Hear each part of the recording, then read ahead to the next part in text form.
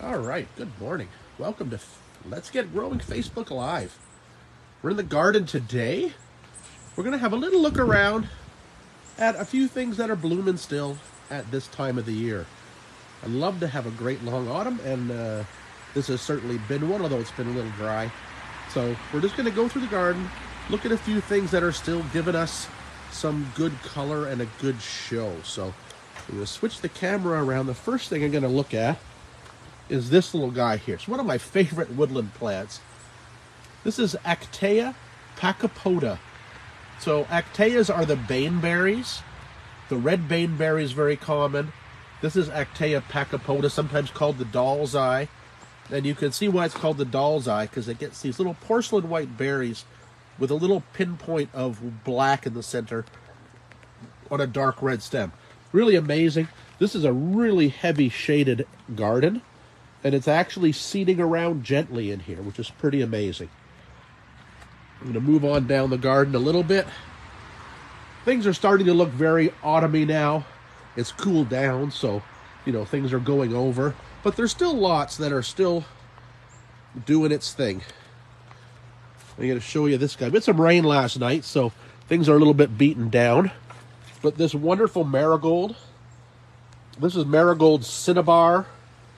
It was a strain found and developed at Great Dixter. Just a magnificent marigold.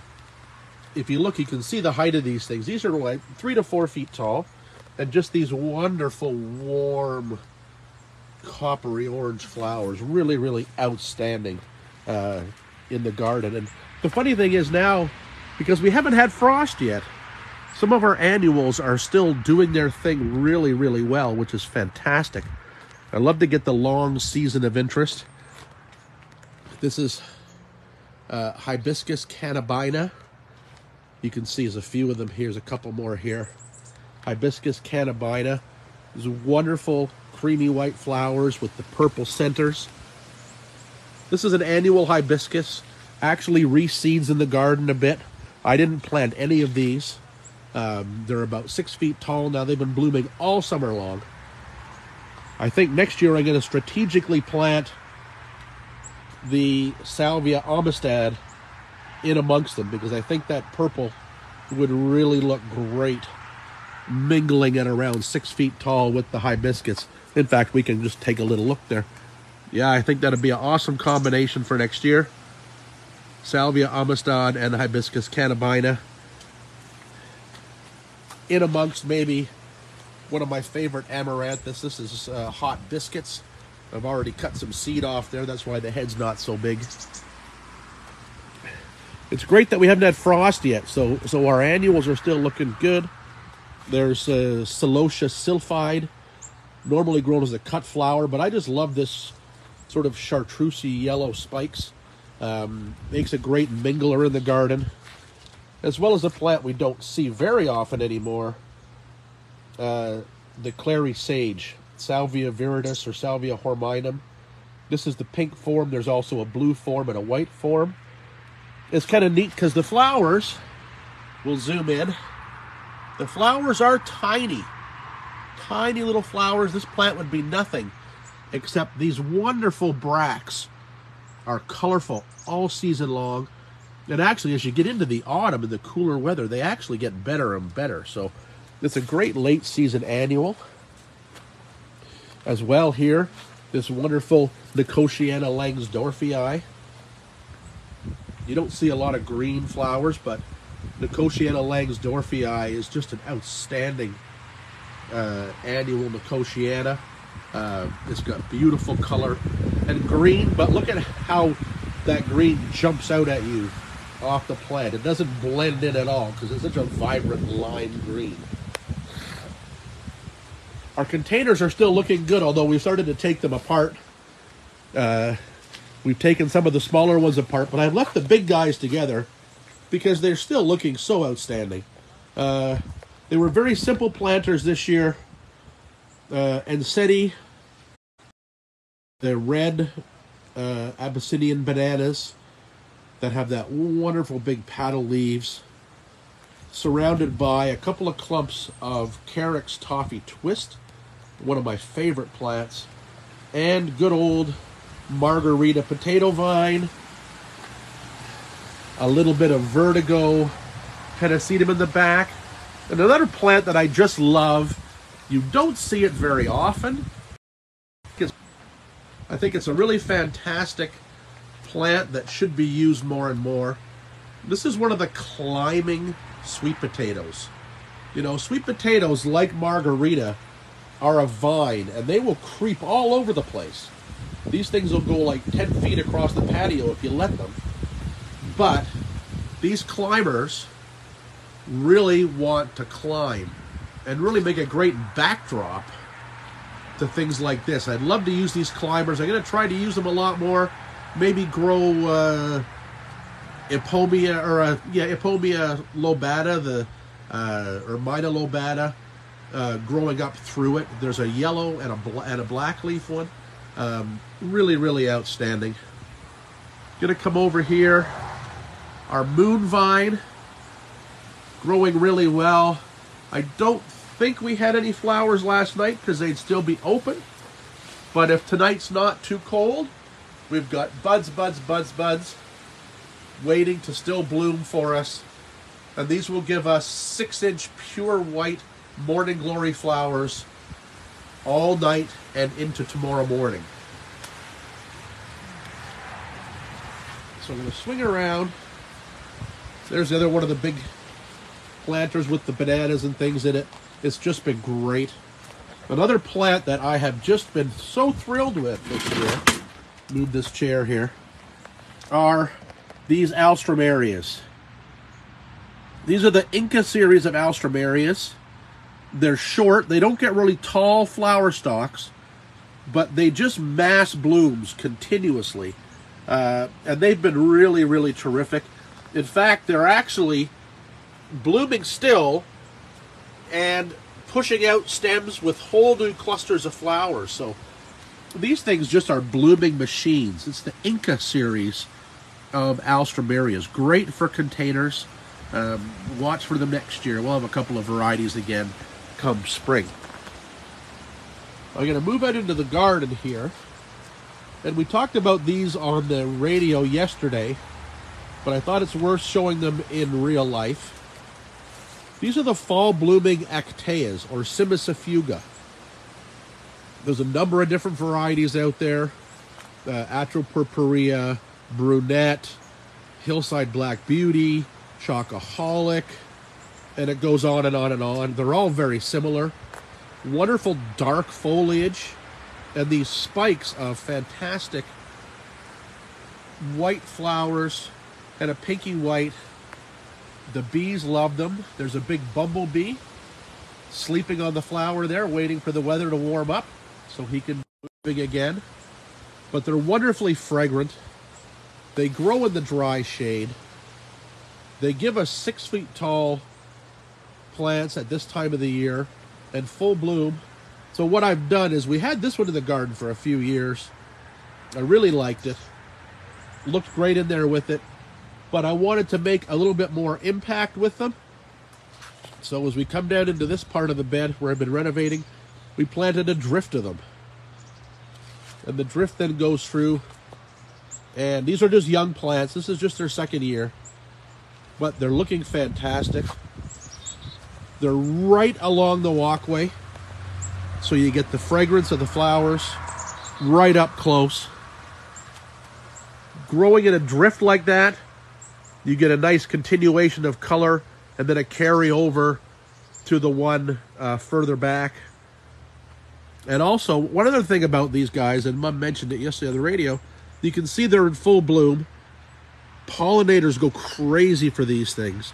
But you can see them setting a ton of seed here. These are all seed pods. Then we'll leave these for the winter because the chickadees that come to the feeders will love these seeds.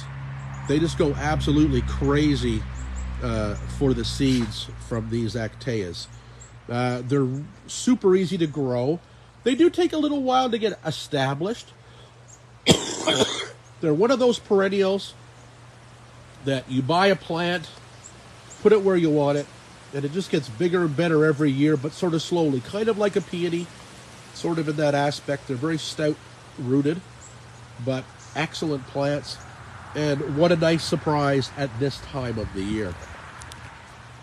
I'm going to switch around here. We're going to move down the garden a little bit into a different bed. So we'll see what's going on here. I'm going to switch around. The hardy cacti are looking great. They haven't really started to wrinkle up yet. These will all wrinkle up and lay flat on the ground for the winter. That's how they survive our winter. All the moisture leaves the pads, and they lie flat on the ground and look like a miserable mess in the winter. As soon as the spring weather comes and warms up, boom, away they go. All right, coming into this lower bed here. Our Amsonias are just starting to turn color. They're going to be a nice ball of gold for the next week or two, as long as we don't get any heavy frost. Not much going on over here, but our Sanguisorba is still blooming away. I love these Sanguisorbas, and I really got to see them used well in our trips this year, because they're very popular in England these days. Not so popular here yet, but they're gonna be. Low mounds of foliage, wonderful airy clusters of flowers that look just fantastic with other things growing through them. Now, I'm gonna talk about those guys in a second, but I'm gonna swing around and I'm gonna look at two plants again. There's that Carex Toffee Twist. Just an outstanding plant. Could be winter hardy for you, but it's just one of my favorite container plants. And another plant that I've been absolutely blown away by this year in containers is this guy. There's a new group of plants out there, and these are sunflowers, but they're a little different than the sunflowers that we all used to grow and know as sunflowers. These things make 3 foot by 3 foot bushes and bloom ridiculously. This is one called Sunbelievable Brown-Eyed Girl, and I have been absolutely thrilled with this plant. They say in its press releases that it could produce 1,000 flowers in a season, and I actually think if I probably counted, I'd probably have about 100 to 150 blooms open right now, and probably 150 spent flower buds on there, and probably another 100 flower buds still to open. Absolutely outstanding. There's a whole bunch of these now. And they're all called Sun something. Sunfinities, Sunbelievables. Watch for these in your garden centers. You won't buy them in little pots because they're big, vigorous plants. You're going to buy them in 1 gallon, maybe 2 gallon pots. So you're going to pay, maybe about $15 a pot. But you know what? That's one plant in a 28 or 30 inch planter. Absolutely outstanding. And it's been doing this all summer. I've actually never deadheaded it. So I'm sure if I deadheaded it, we have even more flowers. Really fantastic. So watch for those. This is Sunbelievable Brown-Eyed Girl. Outstanding. It's going to be in a lot of my planters next year for sure, because I think it is just great. Just got to think about things to combine it with. I did have some of it combined with that Carex, because that Carex picks up that brown color in the center, but I'm open to ideas as to what to plant with this Sunbelievable Brown-Eyed Girl. Then maybe we'll do our big planters with them next year.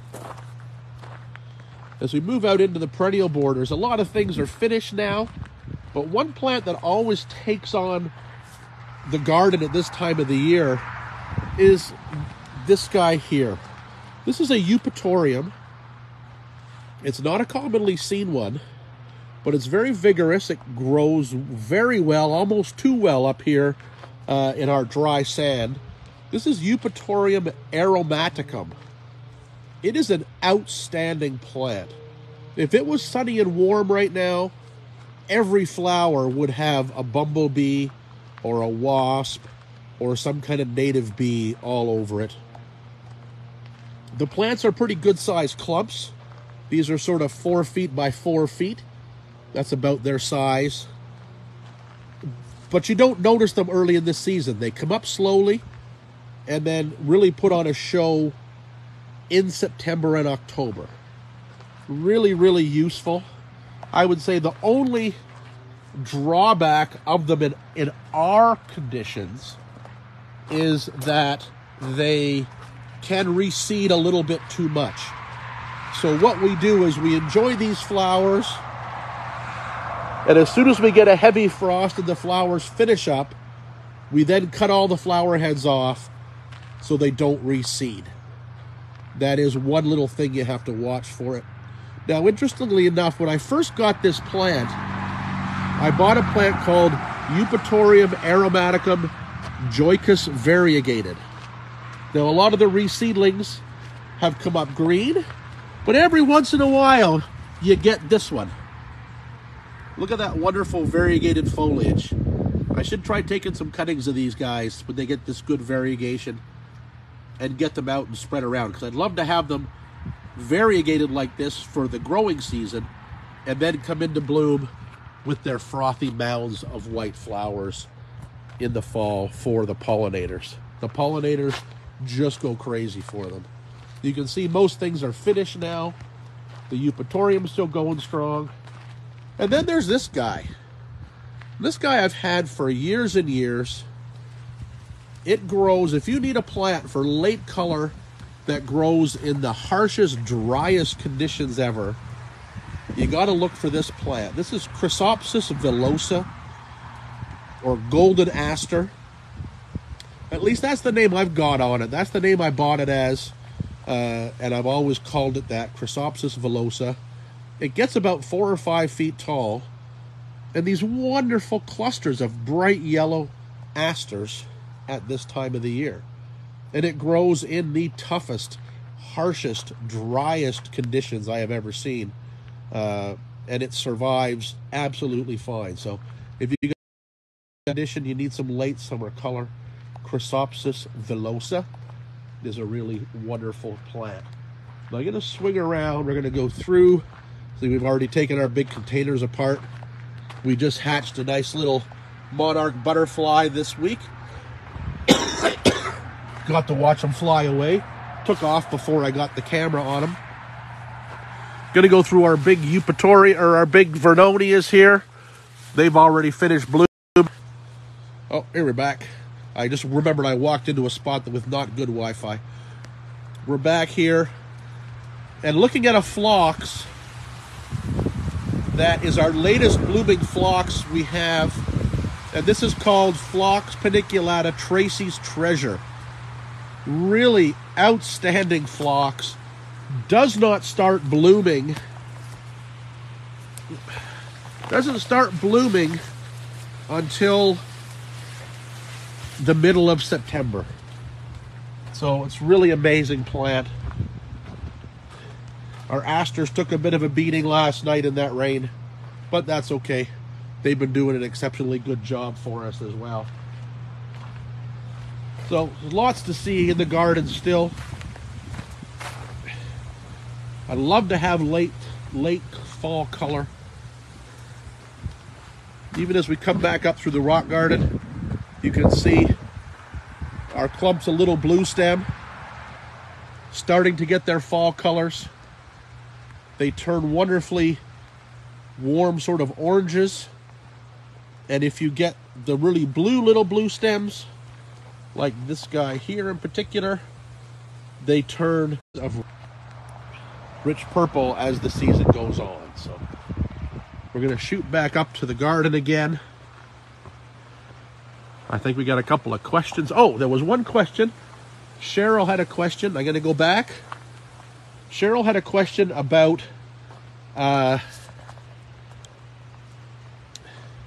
Cheryl's question was about a grass, blue oat grass.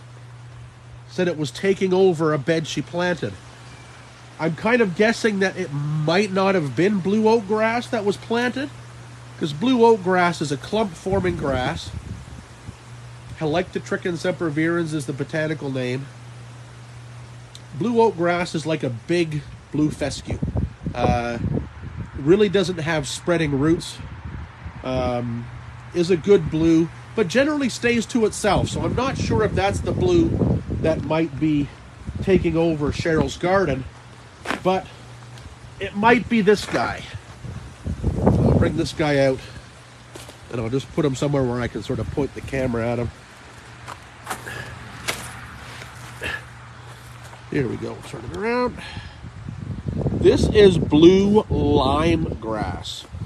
It's an outstanding blue grass. I mean, look at the silvery blue of those leaves. Really, really stunning.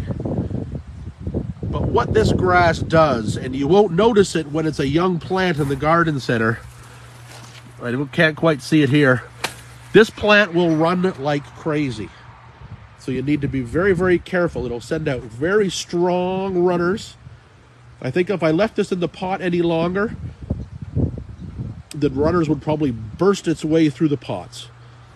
So blue lime grass, that one could be tough to get rid of. I don't think the blue oak grass would be as tough to get rid of, but blue lime grass is one. As stunning as it is, I do not recommend planting it in any desirable bed. If you had an area you just needed to cover, if you had a bank that you just needed to cover and you wanted, you know, a good blue grass, then you could go with that. You know, ground cover areas under shrubs that was hot and dry, the blue lime grass could be used for that. But it is a spreader, so you do have to be careful of that. All right, we're going to wander back up into the garden again. Phlox still blooming. Our salvia is still blooming. Oh, I just love these salvias. I just can't get enough of Salvia Amistad, Brazilian purple. And another one that everybody that got one this year was thrilled with was Hummingbird Falls. Was a wonderful low spreading form of Gardenica with these wonderful purple flowers. Going to be a knockout for next. We're just having a few little connectivity issues, but I'm going to open it up and see if anybody has any questions. I'm going to find a nice backdrop here. If anybody has any questions, I'm going to scroll back through. Michelle, oh, there we go. Michelle's wondering how to control black-eyed Susans. Depending on which one you have, if you have the perennial ones like the Goldstroms, just digging out the clump, taking out the young bits is the easiest way to take care of that. If you have the more annual ones with the bristly foliage that are a short-lived perennial but can reseed heavily, in those cases, then you deadhead. So that is your two options. Dig and divide your clumps a little bit more frequently if it's one of the more perennial ones, and deadhead the more annual ones so you don't get too much reseeding. All right, just going to scroll through, see if we have any more questions. I don't think we have any more questions today, so I'm going to leave you there with this wonderful marigold again. We're having a few little connectivity issues, but there we go. Marigold Cinnabar. Happy Thanksgiving. We'll see you all next time on Let's Get Growing Facebook Live.